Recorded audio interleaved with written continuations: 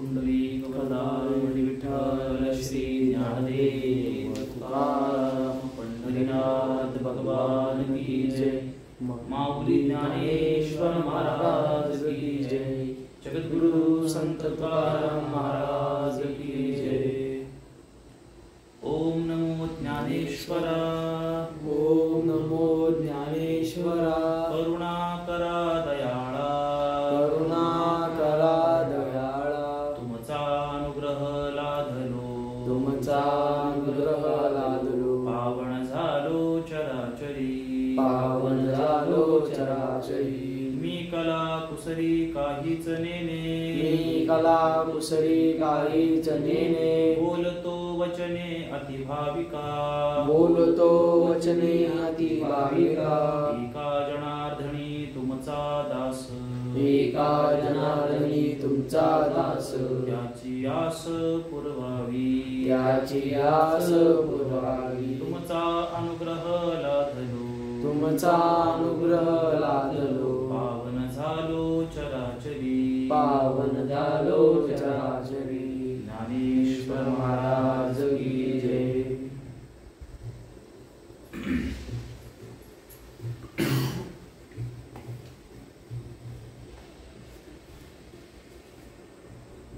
वासांसी जीर्णानि यथा विहाय नवानि गृह्णाति नरोपराणि तथा शरीरानि विहाय जीर्णान्य अन्यानि संयाति नवानि देहि। ज्ञानेश्वरीच्या भगवद्गीतेच्या दुसऱ्या अध्यायातील 22वा श्लोक आहे। 21व्या श्लोकापर्यंत आपण ऐकलो होतो। वेगवेगळ्या दृष्टांतानं खूप आपण तत्वज्ञान करत इथपर्यंत आलोय। आता 22व्या श्लोकापर्यंत आल्यानंतर भगवान अर्जुनाला आत्मा आणि शरीर याच्या संबंधानं सांख्य योगामध्ये या ग्रंथात सांगतात। या अध्यायामध्ये दुसऱ्या अध्यायामध्ये सांख्य योग आत्मा आणि शरीर याचं वेगळेपण। शरीर आत्म्यापासून वेगळं आहे, आत्मा त्याच्यापासून अलिप्त आहे, अशा भावनेनं भगवंत सांगतात। अजून सोपं करण्याकरता इथपर्यंत आली। ज्ञानेश्वर महाराजांनी या श्लोकावरती एकच ओवी सांगितली। मला वाटते मी याच्या अगोदर आपण चर्चा केली असेल। दृष्टांत दाखल झाली ज्ञानेश्वर महाराजांनी आणि अगदी सोप्या शब्दामध्ये ज्ञानेश्वर महाराज म्हणतात, जैसे जीर्ण वस्त्र सांडिजे मग नूतन वेढिजे तैसे देहांतरा ते स्वीकारिजे चैतन्यनाथे। काय म्हणतात, अर्जुना ज्याप्रमाणे फाटकं जुनं वस्त्र टाकून नवीन वस्त्र परिधान करावं त्याप्रमाणे हा आत्मा निरुपयोगी देहाचा त्याग करून दुसरा देह धारण करतो। काय सांगितलं, जैसे जीर्ण वस्त्र सांडिजे। जीर्ण म्हणजे काय, जुनं। जुर्ण जीर्ण म्हणजे जुनं। वस्त्र सांडिजे, वस्त्र म्हणजे काय, कपडा। सांडिजे म्हणजे टाकून देणं। जैसे जीर्ण वस्त्र सांडिजे मग नूतन वेढीजे। नूतन म्हणजे काय, नवीन। नूतन म्हणजे नवीन। वेढीजे, वेढीजे म्हणजे घालणे, नाही काय। ज्ञानेश्वरीची भाषा समजून घ्या, एक शब्द सांगतो। तैसे देहांतराते स्वीकारिजे, त्याप्रमाणे देहांतरामध्ये, देहांतर म्हणजे काय, एका देहातून दुसऱ्या देहात जाणं। तैसे देहांतराते स्वीकारिजे म्हणजे स्वीकारणं। चैतन्यनाथे, चैतन्यनाथ म्हणजे काय, आत्मा। सोपं सांगितलं। अर्जुनाचा भ्रम होता ना, त्यांना मारणारा अमुक सगळं आत्मा ऐकतात। आता ही फिलॉसॉफी, हे तत्वज्ञान आपल्यासाठी किती महत्वाचं आहे। आपण ज्या शरीराला माझं माझं म्हणतोय, इथं ज्ञानेश्वर महाराज म्हणतात ते कपड्याप्रमाणे। जुनं वस्त्र टाकताना आपल्याला दुःख वाटतं का, नाही। लहानपणी घातलेले कपडे आता तरुणपणात तुम्हाला येतात का, नाही। जरी फाटलेली नसली समजा, पण जुनी झालेली आहे, आता ती मापाला बसत नाही, मग काय करतो माणूस, ती टाकून देतो आणि नवीन घालतो। इतकं सोपं सांगितलं ज्ञानेश्वर महाराजांनी की मृत्यूच्या समयी आत्मा काय करतो, आता या अर्थात नैसर्गिक मृत्यूच्या संबंधाने अपघाती वगैरे होतात, त्याच्यामध्ये पण इच्छा वासना आकांक्षा अडकून राहतात माणसांच्या। पण त्याच तर त्या इच्छा आकांक्षा वासनातून मुक्त होण्यासाठीच तर ज्ञानेश्वरी आहे. शरीर सोडताना आपल्या मनामध्ये आसक्ती असता कामा नये. हा जीवनमुक्तीचा मार्ग आहे. अटॅचमेंट जी आसक्ती आहे ती नसावी. इतका करता ज्ञानेश्वरांनी कपड्याचं उदाहरण दिलं. फाटलेलं वस्त्र टाकून देताना माणसाला दुःख होत नाही. चैतन्य नाथे देहांतराते स्वीकारिजे. हा आत्मा जो आहे, शरीर जेव्हा म्हणजे मृत्यूच्या समयी ज्याला जीर्ण झालेले जे शरीर आहे ते काय करतो, टाकून देतो आणि नवीन स्वीकार. इतकं सोपं समजलं? काही प्रश्न? इतकं सोपा व्हावी याचा. आता ह्याला फार विस्तारित करण्यासारखं काही नाही याच्यामध्ये.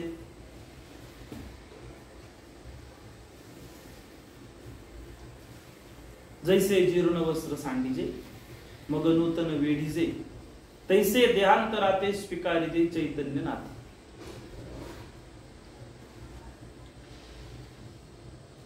त्याच्यातून एक लक्षात घेतलं पाहिजे, मोबाईलची बॅटरी चालू आहे तुझ्या, ती चादर हातरू शकतोस मागे.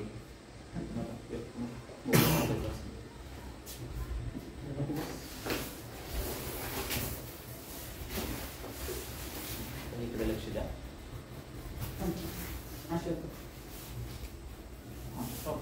आपण काही प्रवचन करत नाही, आपण त्या ज्ञानेश्वरीतलं काय सार ओळखण्याचा प्रयत्न करतोय.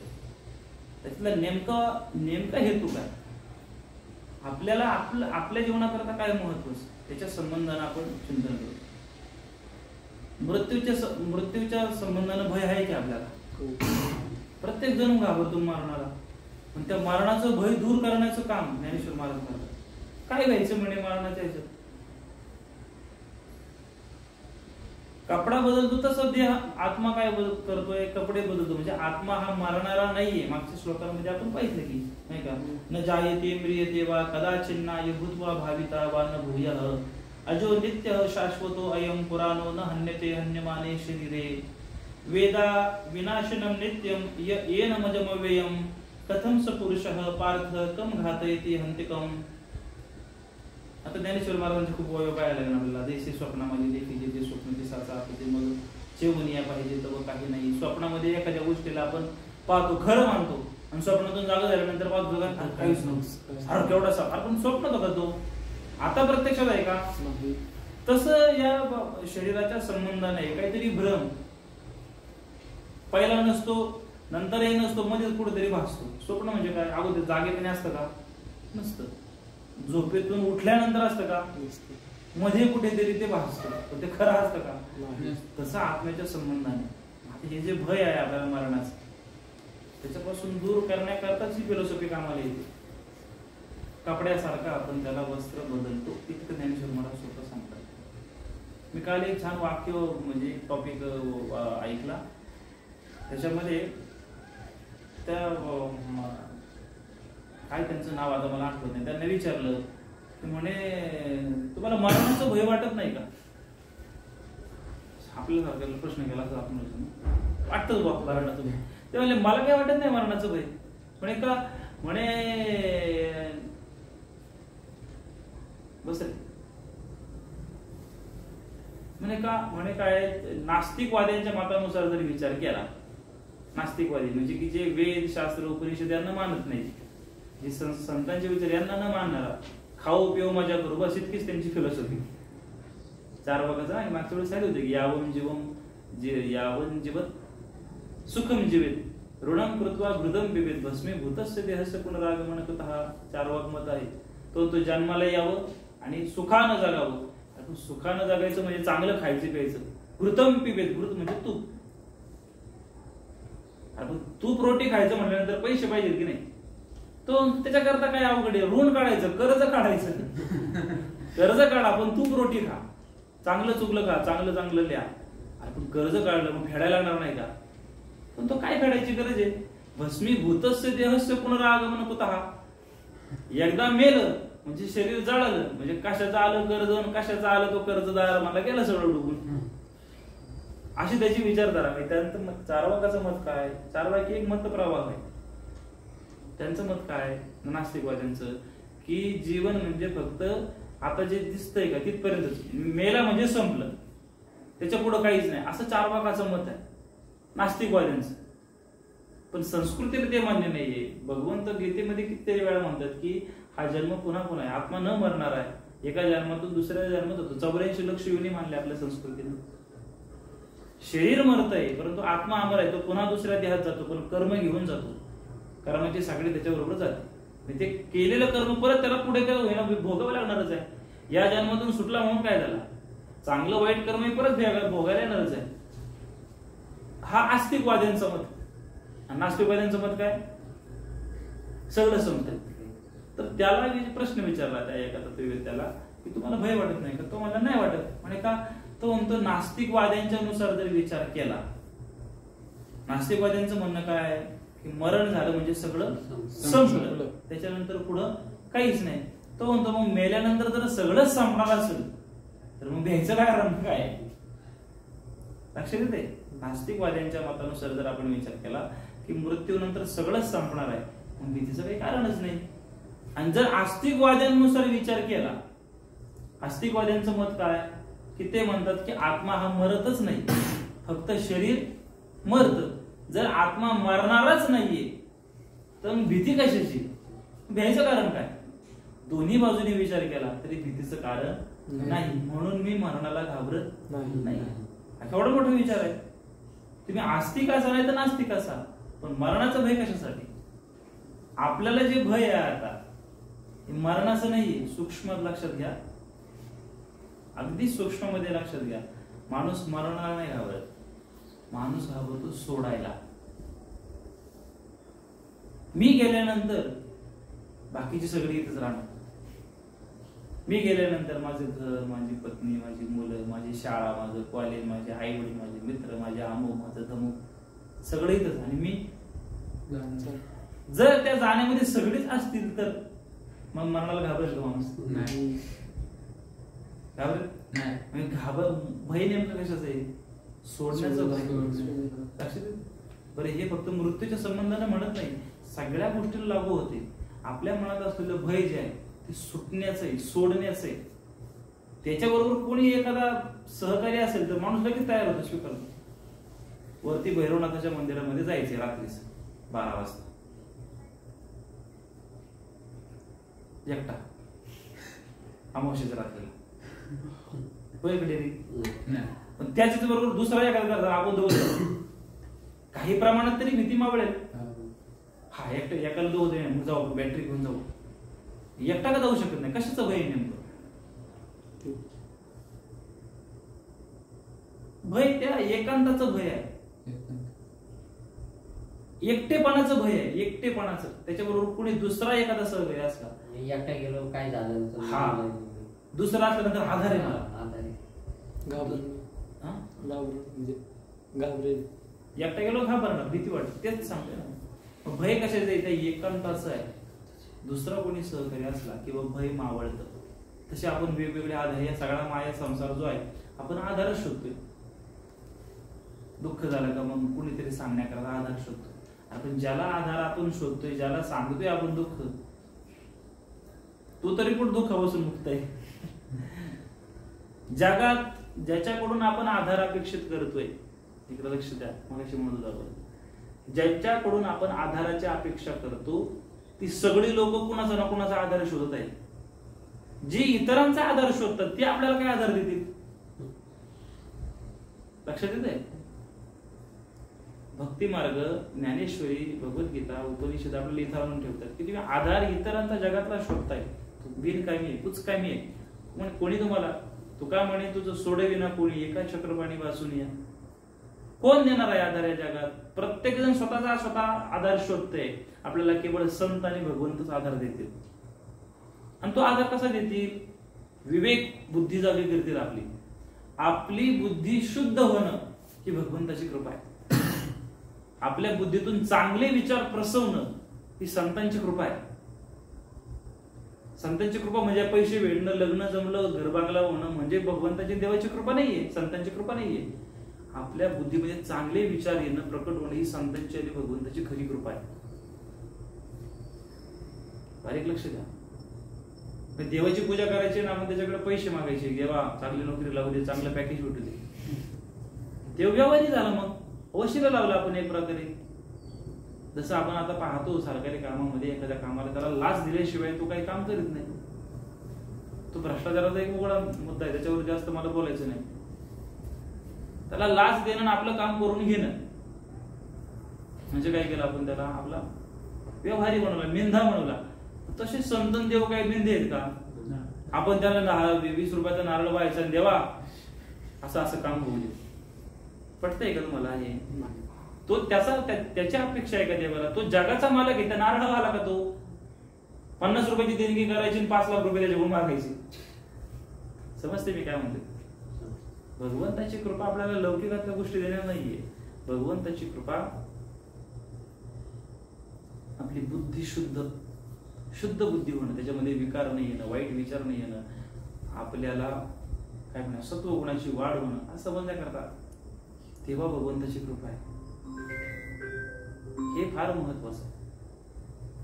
त्या कृपेसाठी आपण प्रयत्नशील राहायचं, नाही तर काय फायदा नाही. का ज्ञानेश्वरी वाचायची? कशासाठी अट्टहास करतोय तुम्हाला? आत्ता तुम्ही वाचली तर ज्ञानेश्वर महाराज आपल्याला त्याच्यातून इतका विवेक विचार देतील की आपली बुद्धी शुद्धी होईल. आणि बुद्धी शुद्ध झाली, विचार शुद्ध झाले की आपले कर्म शुद्ध होतील. कर्म शुद्ध झाले की कर्माची फळं पण शुद्ध होतील. लक्षात, ज्याच्यासाठी आपण प्रयत्न करतोय फळासाठी, ते शेवटी येऊन थांबतो कुठे? फळ झाडाला लागणार आहे. फळ झाडाला लागणार आहे, पण ते लागण्याची प्रोसिजर कुठून आहे? मुळापासूनच आहे ना. बीजाला मुळांकुर फुटली, त्या मुळांकुरच फुटली नाही तर त्याचा रोप होईल का? त्या रोपाचं झाड होईल का? झाडाला फांद्या येतील का? फुलं येतील का? फुलाची फळं होतील का? मग ती आपल्याला चाकायला मिळतील का? सुरुवात मुळापाशी आहे. विचार हे मूळ आहे. आणि मनामध्ये बुद्धीमध्ये स्फुरणारे विचार हे मूळ आहे. ते जर दूषित असतील तर रूप चांगलं वाढणार नाही. चांगलं रूप वाढलं नाही तर चांगली फळं येणार नाही, किडकी येणार, फळच येणार नाही त्याला. बरोबर आली तरी ती खराब येतील. चांगले विचार येण्याकरता आपल्याला चांगलं बीज पाहिजे. बघा अजून सूक्ष्म जवळ मूळ आहे, पण मूळ पण कुठून निर्माण होणार? बीजापासून. बीज काय? विचारांचं बीज काय आहे? विचारांचं बघा लक्षात घ्या, हे रूपक लक्षात घ्या. विचारांचं बीज काय आहे? आपण जे संग्रहण करतोय ते विचारांचं बीज आहे. काय पाहतोय, काय ऐकतोय, सगळ्यात महत्वाचे 2 इंद्रिय. काय अनुभवतोय आजूबाजूला, हे बीज आहे की नाही? ज्ञानेश्वरी का अभ्यासायची आहे? कारण ते बीज आहे. एकदा ते बीज आपल्या बुद्धीमध्ये पडलं की मग त्याला चांगले मुळं फुटतील. कशाची? विचारांची. विचाररूपी मुळं फुटतील. चांगले विचाररूपी मुळं फुटली की त्या विचारांचं एक रोप तयार होईल, इच्छा नावाचं. इच्छा नावाचं एक रोप तयार होईल, रोपट तयार होईल. आणि त्या इच्छेला आपण चांगल्या रीतीने सांभाळलं तर त्याचं एक त्या इच्छारूपी काय म्हणूया रोपट्याचं आपली एक आस नावाचं एक झाड तयार होईल. इच्छा निर्माण झाली, आता आपल्याला करायलाच पाहिजे चांगली गोष्ट, असं एक झाड तयार होईल. आणि ते झाड तयार झालं की मग त्याच्यात प्रत्यक्षात आपण जेव्हा कर्म करू तेव्हा त्याच्यात ती फुलं आणि ती फळं बनतील. कर्म हे फलं आणि कर्म हे फुलं आहे आपली त्या विचार रूप झाडाची.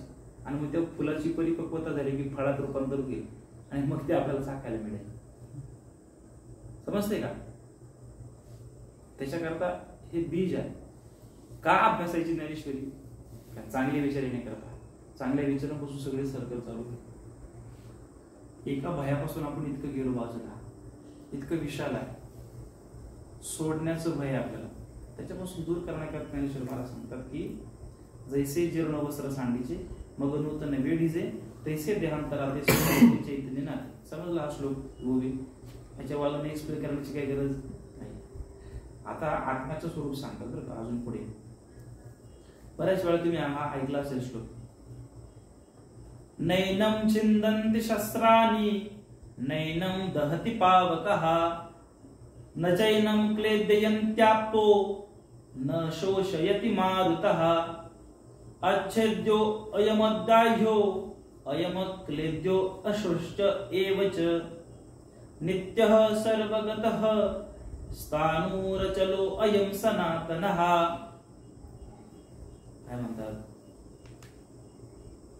हा आत्मा शस्त्रघाताने मारला जात नाही.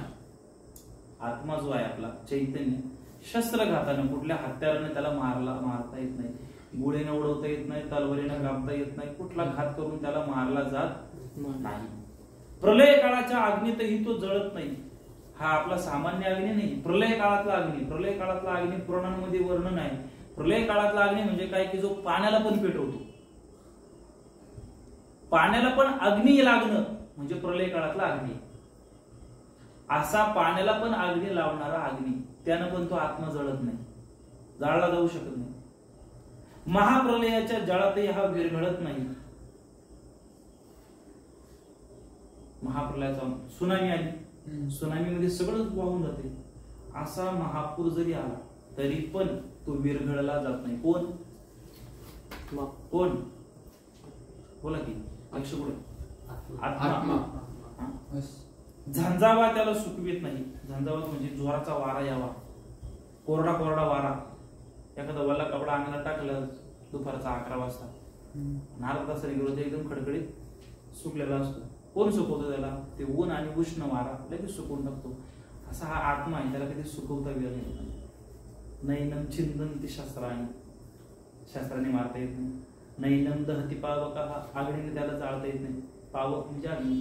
न चैनम क्लेदयन्त्यापो, आप म्हणजे जल, समुद्राच्या जलाने त्याला बुडवता सुकवता ओला करता येत नाही. न शोषयति मारुतः, मारुत म्हणजे वारा.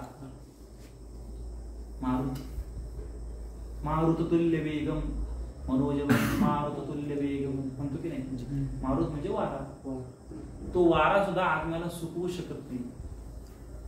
हे फक्त गोष्ट स्वरूप नाही, हे फॅक्ट आहे. आता अर्थात आपल्याला त्याचा अनुभव नाही म्हणून आपल्याला ते अविश्वसनीय आहे. आपण हे असं कुठं शक्य असेल का? आता आपल्याला अनुभव नाही म्हणून ते आपल्याला काय वाटतंय? अविश्वसनीय वाटतंय, परंतु ते सत्य आहे. मग तो पुढचा श्लोक तुम्ही तपासू शकता. सोपं समजण्याकरता संस्कृत समजत नाही ना, सोपं ज्ञानेश्वरी मध्ये वाचू. काय ज्ञानेश्वरी महाराज म्हणतात? हा अनादि नित्य सिद्धू. पुढच्या वेळेस काय करू माहिती का? आपण प्रत्येकाने आपली ज्ञानेश्वरी घेऊन यायची, ज्ञानेश्वरी घेऊन यायची आणि ती तो श्लोक ठेवायचा डोळ्यासमोर आणि मग त्याच्यावर आपण एक्सप्लेन करत जाऊ. हा पर्याय बेटर आहे, तर ती ज्ञानेश्वरी समजेल. आता तुम्ही उचकटायला तयारच नाही, तुम्ही घरी वाचतच नाही. मग कुठला श्लोक चाललाय, कुठं काय चाललंय, तुझ्यासारखा एखादा अपवादाचा असेल. लक्षात येते? येता आपली पिशवी ज्ञानेश्वरी घेऊन यायची. हा श्लोक चाललाय, ही उभी, हा शब्द, या शब्दाचा अर्थ असा असा आहे. आपल्याला त्याच्यावर एकमेकांशी चर्चा करता येईल. तुम्हाला पण प्रश्न पडतील की नेमकं महाराज हे काय, हा या शब्दाचा अर्थ काय होतो नेमका. मी आपल्याला त्याच्यावर काय होतं चर्चा करता सखोल शोधता येईल. फक्त आपल्या काहीतरी प्रवचनासारखं चाललंय असं नको व्हायला. आपल्याला त्याच्यातला आहे ना डायरेक्ट गाभा शोधायचा. तो पाठ होऊ विसरून जाऊ हरकत नाही, पण त्यातला जो महत्वाचा मुद्दा आहे, विचार जो आहे, तो आपल्याला मिळवायचा. हा अनादि नित्य सिद्धू. सिद्धू म्हणजे सिद्धू पंजाबी, सिद्धू म्हणजे सिद्ध. हा अनादि नित्य सिद्धू निरुपाधी विशुद्ध मनवुनी शस्त्राधिकी छेदू न घडेया. ज्ञानेश्वर महाराज काय म्हणतात बघा, अर्थ बघा. हा अनादि नित्य सिद्धू, या आत्म्याचा छेद होणे. हा आत्मा अनादि, अनादि म्हणजे त्याची सुरुवातच नाही. आदि म्हणजे काय? सुरुवात. अनादि त्याचा प्रारंभच नाही. या आत्म्याचा कधी प्रारंभ आहे कोणी सांगू शकत नाही. हा अनादि. शाश्वत. शाश्वत म्हणजे काय? कधीही नाश न पावणारा. विनाश. शाश्वत म्हणजे काय? तो सतत राहणारा असं त्याला म्हणूया. अशाश्वत म्हणजे काय? काही खरं नाही बाबा, त्याचं काय अशाश्वती बाबा, काही शाश्वती याची काही राहिली नाही. दवाखान्यात डॉक्टर म्हणतात जुनी म्हणत होते काही शाश्वती राहिली नाही बाबा, काही खरं काही सांगता येत नाही. काय होईल काय सांगता येत नाही. शाश्वत म्हणजे काय? ठीक, नक्की 100% होणार. क्रिकेटची मॅच चाललेली आहे, 101% इंडिया जिंकणार, शाश्वत गॅरंटी. शाश्वत म्हणजे काय? गॅरंटी. ज्याची गॅरंटी देता येते त्याला शाश्वत म्हटलं जातं. हा अनादी आहे, शाश्वत आहे, म्हणजे याची गॅरंटी आहे की हा नाश न पावणारा आहे. विकाररहित. या आत्म्यावरती विकार जडत नाही कुठले. विकार म्हणजे काय? काम, क्रोध, लोभ, मोह, मद, अहंकार, हे षडविकार आहेत की नाही? मत्सर, काम, इच्छा निर्माण होणं. स्त्री पुरुषाच्या बद्दलचं आकर्षण म्हणजेच काम, इतकं नाही. काम म्हणजे काय? इच्छा.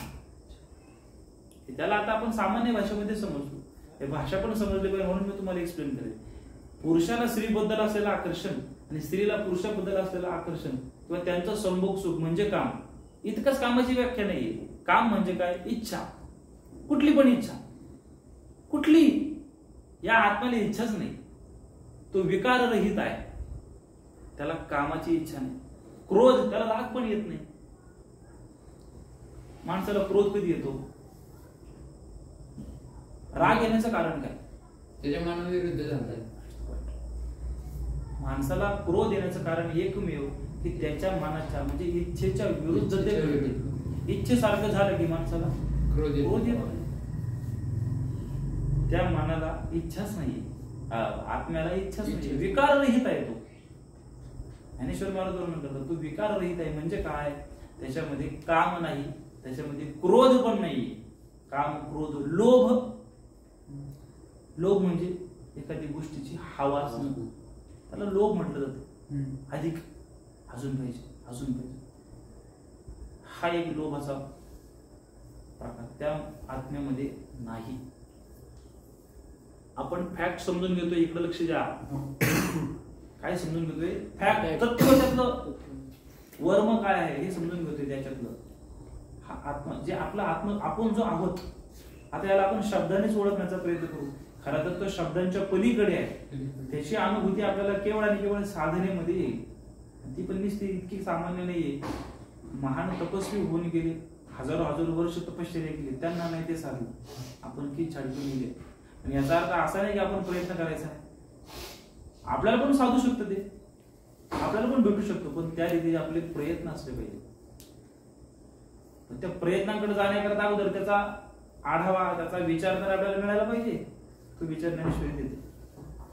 काय म्हणतात ज्ञानेश्वर महाराज? हा आत्मा अनादी म्हणजे याची सुरुवात नाही, सतत आहेच तो. त्याच्यापासूनच सगळं निर्माण झालेलं आहे. त्याची सुरुवात नाही, त्याच्यापासूनच सगळं निर्माण झालंय. हा अनादी आहे, शाश्वत आहे. जसं गॅरंटी समजून घेतलं की 101% हे होईल, असं जसं ठाम सांगतो तसं हा आत्मा ठाम आहे, स्थिर आहे, शाश्वत, सतत आहे, कधीही न बदलणार आहे. विकाररहित. विकाररहित शब्द शोधतोय आपण. काम नाही म्हणजे इच्छा नाही, कुठलीच इच्छा नाही म्हणजे सुख नाही, दुःख नाही. सुख आणि दुःखाचं मूळ इच्छेपाशीच आहे ना. वडापाव खाण्याची इच्छा झाली, खायला भेटला, जीभ, भले तो आता 18 रुपयाला का होईना. माहिती किती रुपये झाले वडापाव? 25 रुपये लोणामध्ये. कारला 18 रुपयाला झाले, 17 रुपयाला झाले. इतकी महागाई वाढली. सांगायचंय काय? इच्छा पूर्ण झाली की जीवेला बरं वाटतं. आणि जर इच्छा खूप झाली, गेलो वडापाव सांगायला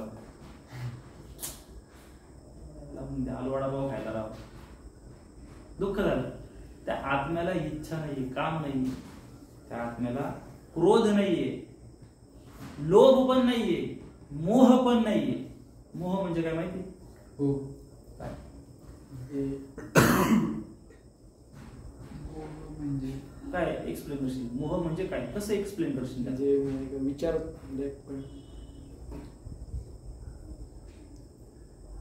मोह म्हणजे आता मला एखाद्या गोष्टीचा मोह आहे. तुझी गाडी आहे, तुझ्या गाडीचा मोह आहे तुला. हा, त्याची व्याख्या कशी करशील? आपण ऐकतोय खूप वेळा, पण त्याच्यात विचार करतो का या गोष्टींवरती? फार सूक्ष्म गोष्टी आहेत की ज्या आपल्याला बदलवणार आहेत. मोह म्हणजे काय? न सुटणं, एका वाक्यात. त्याच्याबद्दलची आसक्ती म्हणजे मोह. पटकन एखादा दुसरा कोणी तो शेजारचा आला, मित्र आला, अरे कार्तिक पटकन मला गाडी दिली, मला कारला पाठवून देण्याचे. नाही नाही, अवघ्यात पेट्रोलच नाही, ते खराब झालेली आहे. पेट्रोल वगैरे आहे, पण तू तिला कारण काय सांगतो की तुला ती द्यायची नाही, तुझ्या हातातून ते सुटत नाहीये. त्याला मोह म्हणतात. लक्षात येते? पैसे, मोह आहे पैशाचा. स्त्री बद्दल मोह आहे, पुरुषाबद्दल मोह आहे, प्रत्येक गोष्टीमध्ये. पुस्तक आहे, पुस्तकांबद्दल पण मोह आहे. माझं पुस्तक मला परत देवा, त्याला मोह म्हणतात. समजलं तुला? तो काय म्हणत होता की मोहात पडणे, विचारात पडणे. त्याला सांगता, त्याला आकलित झालं, पण त्याला सांगता येत नव्हतं रुद्राला. समजा मोह म्हणजे काय की त्याच्याबद्दलची पराकोटीची अटॅचमेंट आहे. मागच्या वेळेस आपण म्हटलं होते की तुम्ही होते का? टॅटू असतात, टॅटू. आताचे टॅटू काय होतात ते अशा केमिकलचे बनवले की ते टिकतात बाबा लगेच. काही काही टॅटू असे की डायरेक्ट त्वचेशी एक रूप होतात. त्यांना काढायचं म्हटलं तर ते काढूच शकत नाही, ती त्वचा फाडून निघते, शरीराला इजा करते. ती जी चिकट नाही, ती जी अटॅचमेंट आहे त्याला मोह म्हणतात. सुटत नाही आपल्याला. आपण प्रयत्न करतो पण मोह इतका, हे जग जे आहे ते मोहानच तरी इतकं भ्रमित आहे. आपल्या जीवनात दुःखाचं कारण काय? मोहच आहे. आपल्याला माहिती आहे हे बदलणार आहे, संपणार आहे, कळत नाही का? तरी पण मोह सुटत नाही आपल्याला. त्या आत्म्याच्या ठिकाणी मोह नाही, काम नाही, क्रोध नाही, लोभ नाही, मोह नाही. मद म्हणजेच अहंकार बरं का. मदाचं दुसरं नाव अहंकार. कारण त्या आत्म्याला कोणी कनेक्ट नाही. जसं की आता आपण एकमेकांना कनेक्ट आहे, तसं त्या आत्म्याला कोणीच कनेक्ट नाही. तो शाश्वत तेच स्वरूप सांगतात. म्हणजे तुझ्या माझ्या जो भेद आपल्याला जाणवतोय हा शरीराच्या संबंधानं, पण असणारं तत्व एकच आहे. इथं त्याच्याशिवाय कोणीच नाहीये. या पुस्तकात, या लाकडामध्ये, या ग्रंथात, माझ्यात, तुझ्यात, या वस्त्रात, या काचेत, सगळीकडे कोण आहे? तो आत्मस्वरूप आहे. मागच्या वेळेस आपण एक उदाहरण पाहिलं होते की ओळखण्याकरता त्याची आपल्याला अनुभूती काय येत नाही, कारण आपण याला माझं म्हणून बसलोय. याच्या पलीकडे आपली जात नाहीये. आपली जी काय म्हणूया चेतना, कॉन्शियसनेस, बरोबर ना? हाच इंग्लिश शब्द आहे ना. कॉन्सन्ट्रेशन आहे, कॉन्शियसनेस काय म्हणतात त्याला? कॉन्सन्ट्रेशन म्हणजे एकाग्रता रे. कॉन्सन्ट्रेशन म्हणजे एकाग्रता. अनुभवण्याची जी काय म्हणूया क्षमता, त्याला कॉन्शियस, चेतना त्याला म्हणतो. चेतना, अनकॉन्शियस माइंड, अचेतन मन, सचेतन मन. त्याला इंग्लिश मध्ये शब्द आहे काही काही, मला आठवलं तुम्हाला. इतकं माहिती आहे, इंग्लिश पक्क नाही, पण मराठी मीडियमचा विद्यार्थी. सांगायचा आहे मुद्दा काय, तो आत्मा अटॅच का नाही, आपल्याला का अनुभूती येत नाही? कारण आपण या शरीराच्या पलीकडे आपल्याला अनुभवतच नाही. जे महापुरुष झाले, ज्यांनी त्या आत्मतत्वाला ओळखलं, त्याची अनुभूती त्यांना आली, तेव्हा त्यांच्या शरीराचा भ्रम पण गळून गेला. जसं तू म्हटलं नाही की त्याला आता तू चटकलेला नाही कशामध्ये, पण हे अनेक महापुरुषांनी अनुभवलं प्रत्यक्षात त्यांच्या जीवन चरित्रातून. आणि ती खरी अवस्था आहे. जनक राजा होते, जनक राजा, सीतेचा वडील, रामरायाचा सासरा, भगवान प्रभू रामचंद्रांचे सासरे, सीतेचे वडील कोण? जनक महाराज. राजगादीवर बसले होते आणि आग लागली राजवाड्याला. त्यांचा राजकारभार चाललेला, काही त्यांच्यावर परिणाम पडला नाही. ती आग जाता जाता जाता जाता फार धोतर जाळायला लागलं त्यांचं, तरी पण ते त्यांच्या निमग्नतेत होते. पाय भाजायला लागला, पाय पोळायला लागला, तरी पण त्यांना काही फरक नाही पडला. अचानक झालं म्हणून, महाराज पाय भाजतात तुमचे, पाय जळून चाललंय शरीर तुमचं. ते म्हणले असं काय? बरोबर, जळून जळत. कुठल्या बोधावर होते ते? आत्मबोधावर होते. त्याच्यापासून भिन्नता मानतच नव्हते. म्हणजे शरीराचं त्यांना भान नव्हतं की हे सगळं जग म्हणजेच मी. आपल्याला का प्रचितीला येत नाही? कारण आपला असलेला अहंकार. तोच तर इथे ज्ञानेश्वर महाराज म्हणतात की तो विकाररहित आहे. म्हणजे काय? त्याला काम नाही, त्याला क्रोध नाही, लोभ नाही, मद म्हणजे काय? अहंकार. मी काहीतरी आहे, मी काहीतरी वेगळा आहे, मैं कुछ तो हूं ही त्याच्याकडे गोष्टच नाहीये. मी हा नाहीये तिथे. मी नाही म्हणजे तू नाहीये. मी आणि तू या एका नाण्याच्या दोन बाजू आहे. तू नसेल तर मी पण नसतोय, आणि मी नसला तर तू नसतो. तू कधी निर्माण होईल? जेव्हा मी निर्माण होईल तेव्हा. लक्षात येते? सूक्ष्म बारीक आहे का? कंटाळ येते? समजते? ही खरी ज्ञानेश्वरी आहे. या दृष्टीने आपण त्याच्याकडे पाहत नाही. या दृष्टीने इतक्या खोलात जाऊन आपल्याला पाहावं लागेल. समजलं? आत्मस्वरूप कसं आहे? भगवान काय म्हणतात की नैनम चिंतन्ति शस्त्राणी नैनम दहति पावकः नय चैनम क्लेदयन्त्यापो न शोषयति मारुतः अच्छद्यो अयमद्दाह्यो अयमक्लेद्यो अशोष्य एव च नित्यः सर्वगतः स्थाणुरचलो अयम सनातनः. काय सांगितलं ज्ञानेश्वर महाराजांनी? हा अनादि, नित्य सिद्धो, निरुपाधी, विशुद्ध मनोनी शास्त्राधिकी छेदून घडीया. हा आत्मा अनादि आहे, शाश्वत आहे, विकाररहित आहे. समजले? षडविकार 6 प्रकारचे विकार असतात मनुष्य जन्मामध्ये. हे तर ऐकले की नाही कधी? काम, क्रोध, लोभ, मोह, मद, मत्सर. त्या मदाला अहंकार पण म्हणतात. मत्सर पण नसतो मग आत्म्याच्या ठिकाणी. मत्सर आहे आपल्या मनात, बुद्धीत आहे. आत्म्याचा मत्सर नसतो. मत्सर म्हणजे काय माहिती? काम तर कळाला. काम म्हणजे काय? इच्छा आहे की? त्याच्यामध्ये सगळ्या प्रकारच्या आल्या. काम. क्रोध म्हणजे काय? राग येणं, मनासारखं न होणं. त्याच्यानंतर जी शरीरात प्रक्रिया घडते त्याला क्रोध म्हणतात. काम, क्रोध. लोभ म्हणजे काय? आसक्ती. बोलत जा पटपट. आसक्ती. काम, क्रोध, लोभ. मोह म्हणजे काय? न सुटणारी वृत्ती. त्याच्यामध्ये गुंतून राहणारी वृत्ती आहे की नाही? मोह. काम, क्रोध, लोभ. काम, क्रोध, लोभ, मोह. अहंकार म्हणजे मद. अहंकार म्हणजे काय? आपल्या काहीतरी स्वतःचा काहीतरी असण्याची जी भूमिका आहे. वेगळेपणा ज्याला म्हणूया. अहंकार म्हणजे काय? वेगळेपणाची वृत्ती. मी यांच्यापासून वेगळा आहे, मी महाराज आहे, मी मोठा टॉपर आहे, मी मोठा खेळाडू आहे. हा काहीतरी वेगळेपणाचा भाव जो आहे, ही जनावर आहे त्यांच्यापासून मी माणूस वेगळा आहे, हा जो वेगळेपणाचा भाव आहे ज्याला म्हणूया प्रत्येक क्षेत्रात, प्रत्येक प्रांतात, त्याला अहंकार म्हटलं जातं. नंतर स्थावर मत्सर, तो पण आत्म्याच्या ठिकाणी नाहीये. हे विकार आत्म्याला लागूच होत नाही. हे विकार मनाला, बुद्धीला लागू होतात. आणि मना आणि बुद्धीकडून शरीराकडून क्रिएट होतात, प्रकट होतात शरीराच्या माध्यमातून. शरीर हे फक्त एक काय म्हणूया यंत्र आहे. तुम्ही कधी असं सूक्ष्म कधी विचार करा या गोष्टी बसल्या बसल्या कसं चालतं आपल्या शरीराचे सगळे चालचलन. आपण विचारच करत नाही. कसं आपण पाहतो, नेमकं पाहतो म्हणजे काय होते, काय होते, नेमकी प्रक्रिया काय होते ती दिसतंय मला. तो कलर, तो नेमका चित्र दिसतंय. ती गाय, म्हैस, माणसं, नेमकं काय होते असं मला काय नेमकं दिसणं म्हणजे काय, याच्यावर बारीक विचार केला पाहिजे की नाही. ऐकायला येते नेमकं काय होते, नेमकं असं ऐकायला येते म्हणजे काय होतं, सूक्ष्म विचार केला पाहिजे की नाही. कधी कसं क्रिएट होते बाबा, हे एक यंत्र आहे फक्त. मागच्या वेळी सुद्धा तुम्ही नव्हती. हे शरीर आणि आत्म्याचा संबंध कसा आहे माहिती का, समजून घेण्यासाठी. गाडी आहे, गाडी खेळण्यातली काय सगळ्याच गाड्या आपण म्हणू शकतो. गाडी आहे, ती गाडी कशावर चालते, पेट्रोल डिझेलवर किंवा सीएनजी नाही का, इंधनावर. आता त्याशी लहान मुलं होती म्हणून मी त्यांना खेळण्यातली गाडी सांगितली.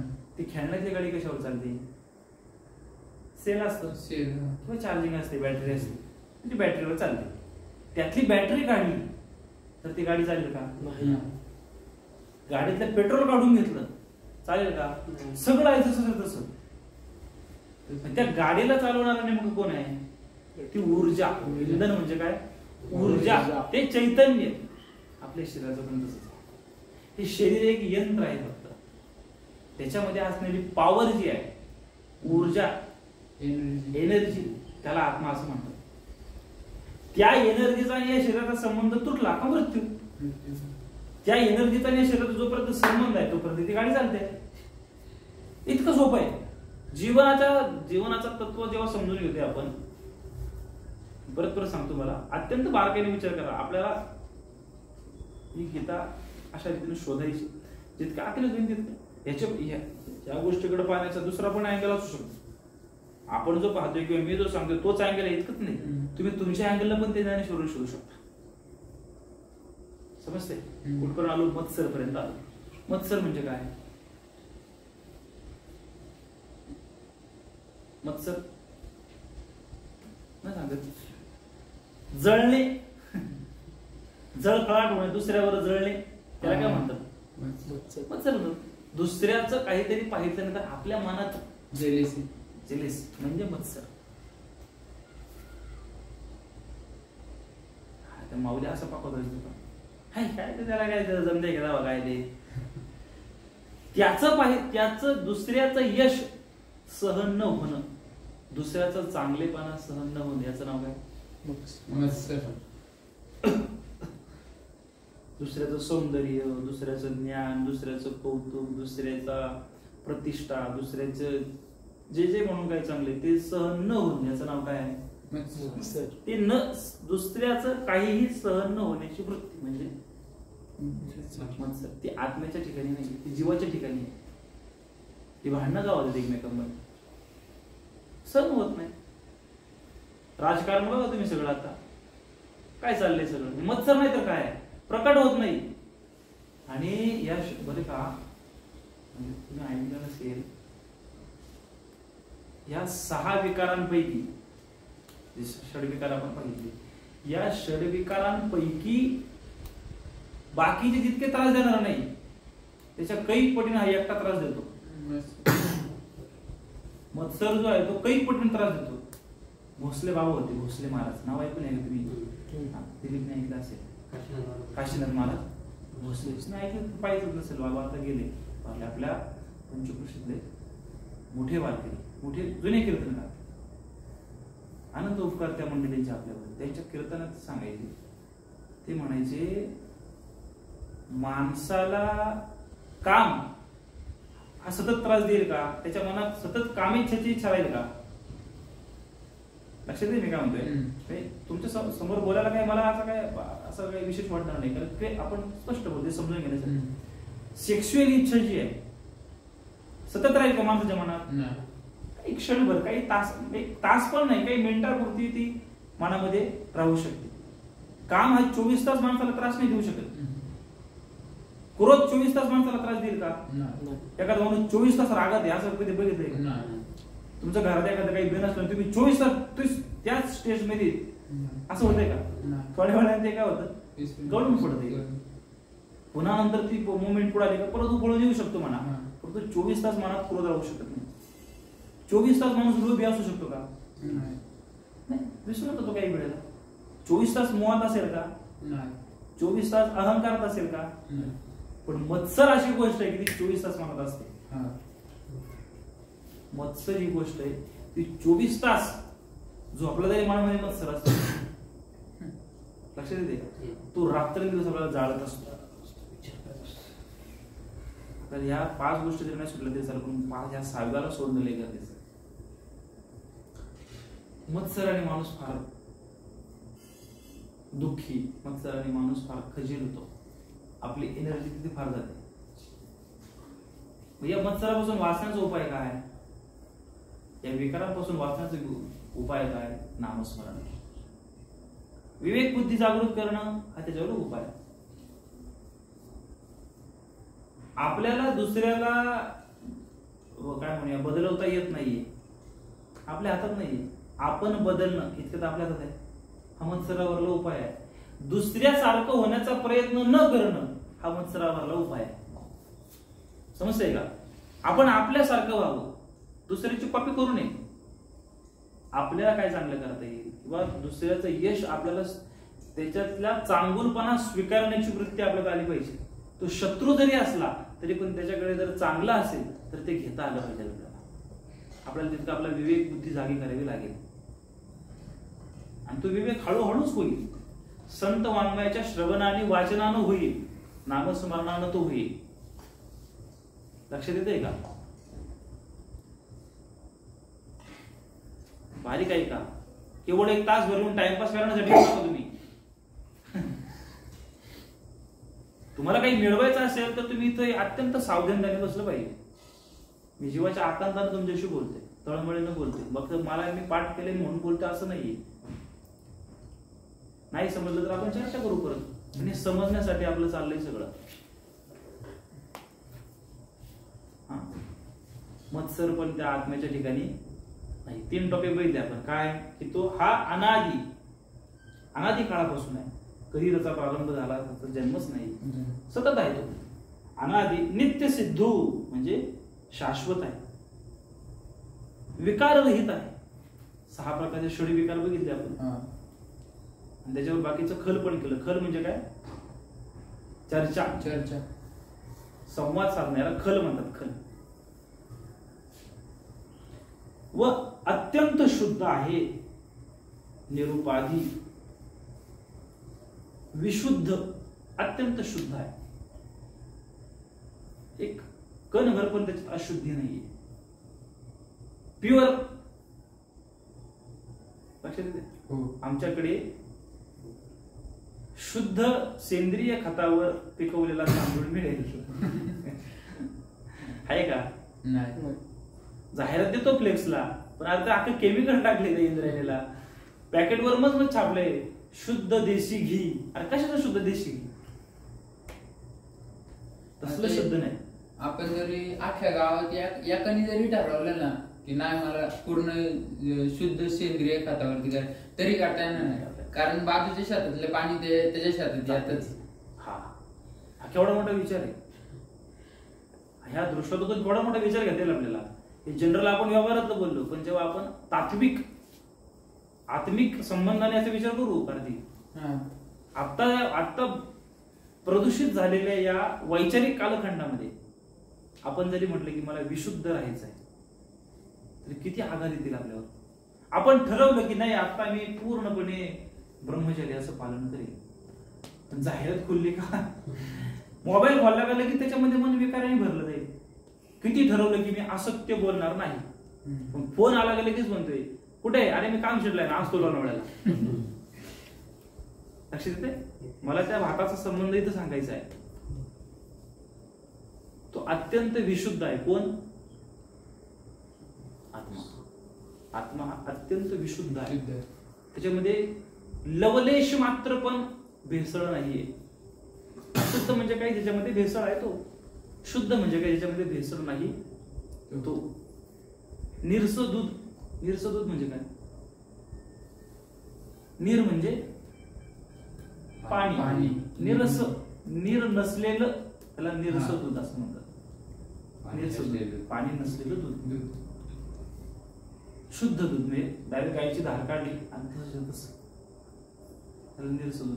असं विशुद्ध आहे आत्मा. आता आपलं मन किती बरबटलेलं आहे वेगवेगळ्या गोष्टींना. बघा ना, स्वतःचं डायग्नोसिस केलं आपण. कधी मानव 5 मिनिटं 10 मिनिटं स्वतःशी मौन साधा. काय चाललं मनामध्ये बघा, कुठले विचार येतात बघा.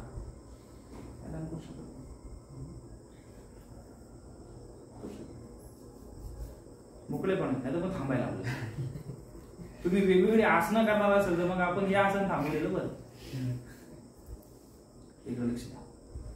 कुठला टॉपिक झालाय? विशुद्ध. एकदम प्युअर, एकदम शुद्ध आहे, त्यात भेसळच नाही. आत्मस्वरूप. पाणी असं स्वच्छ पाणी बघा, एकदम तळ दिसतं खालचं अख्खच, एकदम काचेसारखं. त्यात अजिबात एक कण सुद्धा असं मातीचा हे नाही किंवा लाटा नाही. एकदम असं एक स्थिर स्वच्छ, एकदम जसं त्या तसं दगड दिसतंय असं मन. असा आत्मा स्वच्छ, एकदम स्वच्छ. नवीन गुलाबाचं असं फुल एकदम नवीन, आता कळी उमललेली, आत्ताच त्या पाकळ्या फुलतात. असा पाण्याचे दवबिंदू त्याच्यावरती आहेत. रसरशीत असं एकदम लाल लाल असं टवकारलेलं एकदम फुल.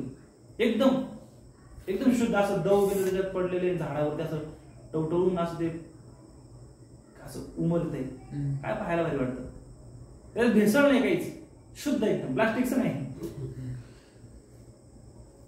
आता जन्मलेले बाळ 1-2 महिन्याचे एकदम निरागस, त्याच्यात कुठलाही विकार नाही, एकदम हसरं. कोणी आलं पर कधी त्याच्याकडे जाते, रडत नाही, काही नाही, एकदम असं एकदम गोल गुरगुरीत गाल, गोरं बॉम्बट, त्याच्या डोळ्यातले एक तेज. हे कसं आहे पाहायला. तसा आत्मा एकदम शुद्ध आहे, एकदम एकदम प्युअर, त्यात भेसळ नाहीये.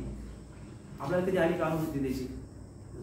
आपण आहोत ते, आपलं स्वरूप आहे ते, असं बरबडलेलं नाही, शेंबड बेंबड वर्ग कोमेजलेलं फुल असं मुरजलेलं असं नाहीये स्वरूप आपलं, टवटवीत प्रफुल्लित. बालकृष्णाचं कसं रूप पाहतो आपण, पांडुरंगाचं रूप कसं आहे, देवांचं रूप कसं आहे. माणसानं बनवलेल्या मूर्ती इतक्या सुंदर आहेत. आता ज्ञानोबरायांची मूर्ती काय सुंदर आहे, माणसानं बनवलेली आहे. प्रत्यक्ष ज्ञानोबराय काय असते लक्षात येते. आपण प्रत्यक्षात तसं स्वरूप आहे आपलं, इतकं प्रफुल्लित, त्या गुलाबाच्या फुलासारखं विशुद्ध हे आत्मस्वरूप आहे. ज्ञानेश्वर महाराज म्हणतात, की लक्ष द्या, हा आत्मा अनादि आहे, शाश्वत आहे, विकाररहित आहे, अत्यंत शुद्ध आहे, आणि म्हणून याचा शस्त्रास्त्राच्या आघाताने घात होत नाही. तो विशुद्ध आहे, त्यात काही लवलेशच नाही भेसळीचा, त्याच्यामध्ये विकारच नाहीये कुठले, म्हणून याचा शस्त्रास्त्रांनी घात होत नाही. आता अजून अगदी फार सोपं बोलण्यापेक्षा नाही, कारण ज्ञानेश्वर महाराजांच्या विचारांच्या पुढे आपण जाऊ शकत नाही, पण समजण्यासाठी आपण म्हणू. आता हे मागची जसं म्हटलं, तर तलवारीनं एखाद्या गोष्टीला कापायची, भिंत आहे, तलवारीने तिला आपण स्क्रॅच करू शकतो, तोडू शकतो, त्याच्यावर आघात करू शकतो, हातोड्याने तिला फोडू शकतो, बरोबर. पण असंच एखादं शस्त्र आहे, तलवार आहे बाबा, तलवारीने तुम्ही भिंत करून झाड तोडू शकता, एखाद्या जनावराला कापू शकता, मारू शकता. स्थूल आहे ना ते, त्याच्याही पलीकडे जाऊन आपण पाण्याचे 2 भाग पण करू शकतो. तसे जुळतील. पाण्यावर असं पाणी आहे, त्याच्यामध्ये हत्यार मारलं, तलवार मारली, तर पाण्याचे 2 भाग काही काळासाठी तरी होतातच, परत ते एकत्र होतील. बाबा मी पाण्याला पण त्या हत्याराने तोडू शकतो. पण हवेला तोडण्याचं कळेल का आपल्याला. त्याचे हवेचे 2 भाग केले, चला त्याच्याही पलीकडे जाऊन आपण विचार करू, त्या हवेचे पण 2 भाग होतील कदाचित, आपल्याला दिसत नसतील. सपक्याने आवाज आला, हवा काय आली, हवेवर आघात झाला, हवेवर प्रेशर आला, ती 2 भागात दुभंगली, इतकं तर आकलन होईल आपल्याला. तुझी तर हवा नाही, काहीच नाही, आकाशाचे 2 भाग करता येईल का. आकाशाचे होतील 2 भाग. आत्मा तसा आहे, तो स्थूल नाहीये, सूक्ष्म पण नाहीये, स्थूल पण नाहीये, तो स्थूल आणि सूक्ष्माच्या पलीकडे आहे. अजून बोलू सोप्या भाषेत, आत्मा हा फक्त जाणीवेचा विषय आहे. त्याची फक्त आपल्याला अनुभूती येऊ शकते, आपण त्याला सांगू शकत नाही, प्रकट नाही करू शकत. एकच गोष्ट सांगण्यासाठी संतांनी इतकं सगळं गोल गोल घुमून सोपं सांगण्याचा प्रयत्न केला. असं जर आत्मस्वरूप आहे, मग भीतीचं काय कारण. अगोदरचा श्लोक बघा, नैनमची दंती शास्त्राने, जर त्याचं स्वरूपच असं आहे, त्याला कसं काही शस्त्राने कापला जाईल. तो काही भिंतीसारखा आहे, भोपळ्यासारखा आहे, झाडासारखा आहे, जनावरासारखा आहे, ह्याच्यासारखा नाहीये, त्याला आकारच नाहीये, निराकार आहे, निर्गुण आहे. तो गुण म्हणजे काय, सत्व रज तम जे गुण आहेत त्यांचा प्रभाव त्याच्यावर पडतच नाही, त्या निर्गुणांच्या पलीकडला आहे. असं आत्मस्वरूप आहे. ज्ञानेश्वर महाराज म्हणतात, हा नित्य अनादि, नित्य सिद्धू, निरुपाधी, विशुद्ध, मनवनी शास्त्राधिकी छेदू न घडे या. त्यामुळे या शास्त्रास्त्रांनी याचा घात होत नाही. जवळजवळ आपण जितके आता सेशन्स केलेत, 2च टॉपिक वर चाललेत अजून आपले, शरीर आणि आत्मा. कारण हे 2 टॉपिक क्लिअर झाल्याशिवाय दुसरे भ्रम आपले दूर होणार नाही.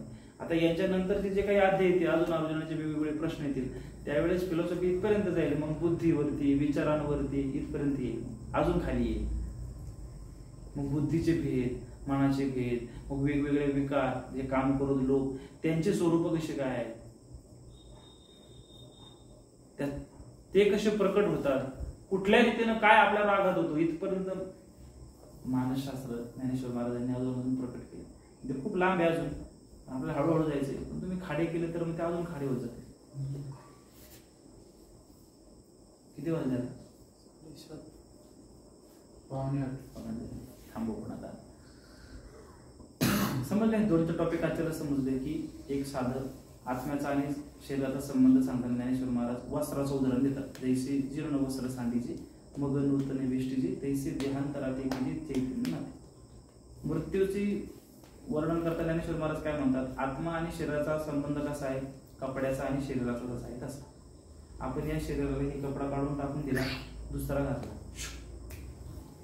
हा कपडा टाकून दिला आणि दुसरा घातला. आत्मा काय करतो, मृत्यूच्या समयी जीर्ण झालेलं शरीर सोडून देतो आणि त्याच्या पुढे दुसरं शरीर त्याला प्राप्ती घेतो. त्याच्यातून पण एक वेगळा विचार चांगला आहे की आपल्याला नवीन काही चांगले मिळणार असेल तर जुनं सोडायला काय हरकत आहे. आपण एक वेगळा विचार आपण इथून घेऊ शकतो. म्हणजे आपल्या जीवनातून जे जातंय, लक्ष द्या, आपल्या हातातून किंवा आपल्या जीवनातून एखादी गोष्ट जातीये, याचा अर्थ काय की त्याच्यापेक्षा चांगले, त्याच्यापेक्षा नवीन दुसरी काहीतरी आपल्याला भेटणार. हा पॉझिटिव्ह विचार आहे. एक छान वाक्य वाचलं होतं, आपल्या ओंजळीतलं भगवंतानं किंवा देवानं काढून, याचा अर्थ तुम्हाला रिकामं करणं असं नाहीये. याचा अर्थ असा आहे की देवाला त्या ओंजळीत तुम्हाला दुसरं काहीतरी द्यायचं. असेच आहे. दोन टप्पे पहिले जैसे जीर्ण वस्त्र सांडीचे आणि दुसरं काय की नैनम चिंतनते शस्त्र आणि नैनम दहती पावता. त्याच्यावर श्लोक होता, गोवी होती, हा अनादि नित्य सिद्धू निरुपाधी विशुद्ध म्हणवली शस्त्राधिकी छेदू न घडे या. नैनम म्हणजे आत्मा, नैनम म्हणजे नाही, नैनम चिंतनते शस्त्राने, शस्त्राने त्याचा घात होत नाही, नैनम नाही होत त्याचा घात शस्त्राने, असं त्याचा अर्थ. हेच तर आहे. संस्कृत समजायला आपण शिकलो नाही ना, तुम्ही शिकलो कुठे, आपण अंदाजाने ते करतो. मग ते सोपं समजण्यासाठी म्हणून ज्ञानेश्वरी. आता ज्ञानेश्वर महाराजांची काय भाषा आहे, हा अनादि नित्य सिद्धू समजतो. अनादि म्हणजे सतत असणारा, नित्य सिद्धू शाश्वत असणारा, निरुपाधी, त्याला उपाधी नाही कुठली, विशुद्ध आहे म्हणजे एकदम प्युअर आहे, म्हणूनी, त्यामुळे म्हणून म्हणून शास्त्राधिकी म्हणजे शास्त्राने, शस्त्राधिकी. आता या दोन शब्द आहेत, शस्त्र आधिकी, शस्त्र आणि इतर काही कुठल्याही गोष्टी त्याच्यावर घात होऊ शकत नाही. मराठी भाषा फार व्यापक आहे आपली. छेदू, त्याच्यावर घात, त्याचा भाग पडत नाही. न घडे या, त्याच्यावर परिणाम पडत नाही. लक्षात, हे दोन टॉपिक पाहिजे. याचा आपण अत्यंत बारकाईने याच्यावर विचार केला पाहिजे, अभ्यासलं पाहिजे. त्याच्याकरता मी प्रत्येक वेळी तुम्हाला तेच सांगते, जग काय करतंय, जग कुठल्या प्रवाहात चाललंय, आपले मित्र परिवार कुठल्या प्रवाहात चालले, त्यांना तुम्ही नाही बदलू शकत. तुम्हाला इतकं तो उमजलं की अरे ह्या सगळ्या जंजाळापेक्षा हे काहीतरी वेगळं आहे, हे आपल्याला आत्मिक सुखाकडे नेणार आहे, आपल्या बुद्धीला एक चालना देणार आहे, इतकं तर कळलं नाही. श्रीधर, सत्संग आल्यानंतर इतकं तर समजलं की नाही. ह्याच्या अगोदर जे कधी ऐकलं होतं का ह्या गोष्टी? कुठेतरी प्रवचन कीर्तन फक्त राजाची राणीची एखादी गोष्ट ऐकली, कुठल्या एखाद्या संतांची गोष्ट ऐकली, इतकंच ऐकलं होतं. त्यातलं तत्वज्ञान जे फिलॉसॉफी ऐकली होती का कधी कुठे? मग इतकं तर कळायला लागलं की त्या सगळ्यांचा उपक्रम, त्या सगळ्या गोष्टी ज्या काही बाहेर त्या कशा करत आहेत हे समजून घेण्याकरता. इतकं कळलेलं असताना जर आपण खाडे करणार असू वेगवेगळ्या कारणांना, म्हणजे याच्यापेक्षा आपण त्या गोष्टीला अधिक महत्व देतो. तुमच्याकडनं खाडा होणं म्हणजे काय? या गोष्टीपेक्षा ती गोष्ट, जी गोष्ट ज्या गोष्टीसाठी तुम्ही गेलेले आहात किंवा ज्या गोष्टीसाठी तुम्ही आलेले नाही आहात, ती गोष्ट याच्यापेक्षा जास्त मूल्यवान असली पाहिजे. एक जीवनीवर सतत सांगू तुम्हाला, माणूस एखादी गोष्ट, माणूस कुठल्या गोष्टीसाठी एखादी गोष्ट सोडेल, जी मिळणारी गोष्ट आहे याच्यापेक्षा ती मूल्यवान असली पाहिजे. एका कंपनीत कामाला आहे एक माणूस, त्याला तिथं 20,000 रुपये पगार आहे, ठीक चाललंय त्याचं. ती तो नोकरी केव्हा सोडेल? जेव्हा त्याला 25,000ची नोकरी भेटेल तेव्हा. जेव्हा त्याला दुसरीकडे 25,000ची 30,000ची ऑफर येईल तेव्हा त्यानं ते सोडले, ते आपण योग्य मानू. पण जर त्याला इथं 25,000ची नोकरी आहे आणि दुसरीकडे त्याला 15,000 भेटणार आहेत, 10,000 भेटणार, त्याने आणि नोकरी सोडली, योग्य आहे? तर्क संकट आहे, मूर्ख म्हटलं जाईल त्याला. समजतंय का? आता नोकरीचं सोडून द्या. आता इकडे लक्ष द्या. आपण ज्ञानेश्वरीच्या पाठाला, ज्ञानेश्वरीच्या चिंतन सत्संगाला न येता आपण जेव्हा दुसऱ्या गोष्टीसाठी जातोय तेव्हा त्या चिंतनापेक्षा ती गोष्ट अधिक मूल्यवान असेल तर मान्य करू. पण याच्यापेक्षा ते निर्मूल्य आहे. बैलगाडा पळवायचा आहे, कुठेतरी दुसऱ्या लग्नाला जायचंय, कुठेतरी दुसरं काहीतरी काम आहे की याच्यापेक्षा ते अत्यंत महत्वाचं नाही, की जे आपण नंतर करू शकतो, की जे आपण नंतर ऍडजस्ट करू शकतो, अशा तडजोडी करू शकतो. अशा तडजोडी करता आपण सत्संग टाळू तर आपल्या जीवनातली हानी आहे. हा आयाला क्षणभर देणार नाही. मी तुम्हाला समजण्यासाठी आणि त्याचं गांभीर्य कळण्यासाठी म्हणतोय. त्यामुळे कृपा करून तुम्ही खाडे जर टाळले, हा एखादी बाबा इमर्जन्सी महत्वाचं काहीतरी आहे, कारण समजते माझ्या भावना तुम्ही समजून घ्या. मला असं म्हणायचं, मी प्रेशराईज करत नाही तुम्हाला.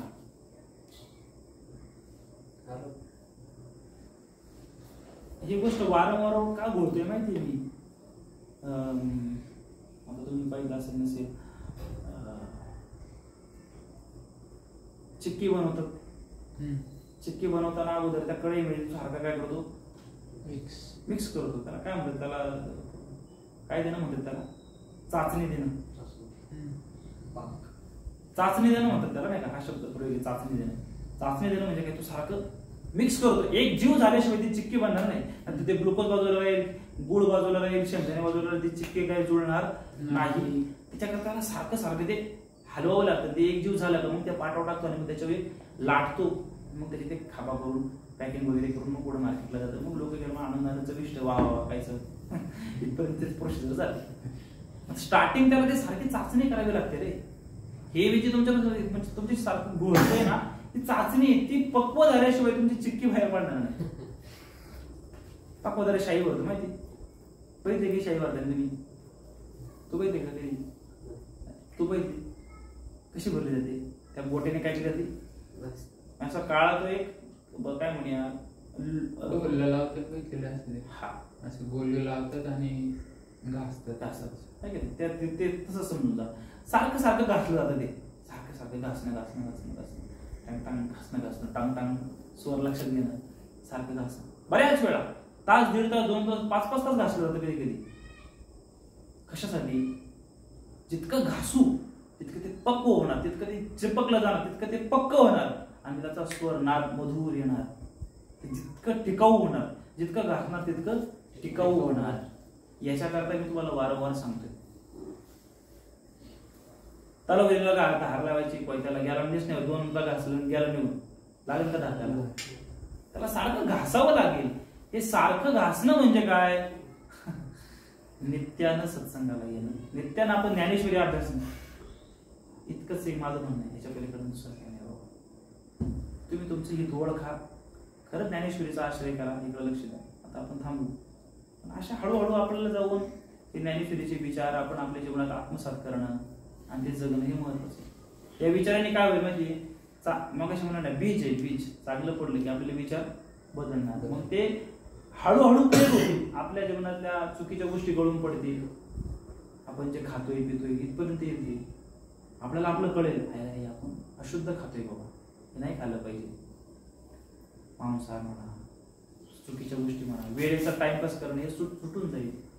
नको त्या गोष्टींमध्ये आपण नको त्यांच्या संगतीत राहणं गळून पडेल. हळूहळू आपल्याला सुधरेल. आपण खोटं नाही बोललं पाहिजे बाबा, खरं बोललं पाहिजे. शुद्ध बुद्धी हे भगवंताची कृपा आहे, एवढंच लक्षात ठेवा.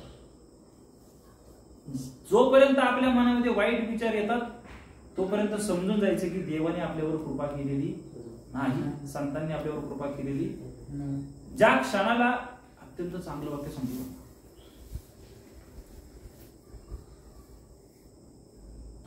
महाराजांचं एक ते प्रमाण आहे, जाणावी ती कृपा हरीची जाहली, चिंतने लागली मन बुद्धी. मन आणि बुद्धी सतत भगवंताच्या चिंतनामध्ये लागली, सतत चांगल्या विचार चांगल्या गोष्टी करण्यामध्ये जे रत व्हायला लागली, हे समजून जायचे देवाची आपल्यावर कृपा झाली. कृपेचं लक्षण सांगितलं काय, चिंतने लागली मनबुद्धी. आपल्याला इंटरेस्ट वाढायला लागला ना याच्यामध्ये, ज्ञानेश्वरीमध्ये, गाथ्यामध्ये, नामसंकीर्तनामध्ये, चांगलं जीवन सत्याचं जीवन जगण्यामध्ये इंटरेस्ट वाढायला लागला की समजून जायचं देवाची आपल्यावर कृपा व्हायला लागली. जोपर्यंत आपल्याला वाटतंय हे करावं, काळ्या पिशव्या हा मुख सगळं, समजून जायचं देवाची कृपा अजून नाही, आपण लय दूर आहोत. हळूहळू ते विचारानं परिपक्वतेनं बदललं पाहिजे. त्याच्याकरता एकमेव साधन रोज नामस्मरण आणि सद्ग्रंथांचं वाचन. समजलं? रोज तुम्ही एक 5-10 मिनिट आपलं सगळं जीवन सांभाळत असताना अधिकाधिक वेळ, 5-10 मिनिट मध्ये जितका जास्त वेळ नामस्मरण करायचं. चालता बोलता उठता बसता चालूच ठेवायचं चिंतन मनामध्ये, नामाशी एकरूप राहायचं. कारणापुरतं सगळं जग व्यवहार करायचा, फार अडकायचं नाही त्याच्यामध्ये. हाच सुटण्याचा मार्ग आहे बरं का, सोपा मार्ग. कारणापुरतं खेळायला जायचं, अभ्यास करायचा, घरातली कामं, बाहेरची कामं, कॉलेज अमुक सगळं अलिप्ततेनं मनामध्ये फक्त भगवंताचं चिंतन असं, कोणाचं नुकसान करायचं नाही, राग द्वेष मत्सर करायचा नाही. ज्ञानेश्वरी अभ्यासायची. ज्ञानेश्वरी अभ्यासात असताना इतर पण अवांतर वाचन असणं गरजेचं आहे. समजलं? तर हे तुम्ही रोज अभ्यासलं पाहिजे मला असं वाटतं. आणि पुढच्या वेळेस येताना आपण काय करूया, आपण तो नियमच करूया. हे डोळ्यासमोर असेल की आपल्याला त्याचं काय होईल, एक्सप्लेन लवकर होईल. डोळ्यासमोर तो श्लोक आहे, डोळ्यासमोर ती ओवी आहे, म्हणजे फिक्स होऊन जाईल. तर आपण असं एक दंडक ठेवूया, असं मार्ग आहे. तर आता आपण थांबू. काही प्रश्न होणार? तेच टाइमचं काय, हा टाइम कारण का तो टाइम आणि टाइम आपले एकच होते. मी 1-2 व्हिडिओ थांबव पुष्कळ.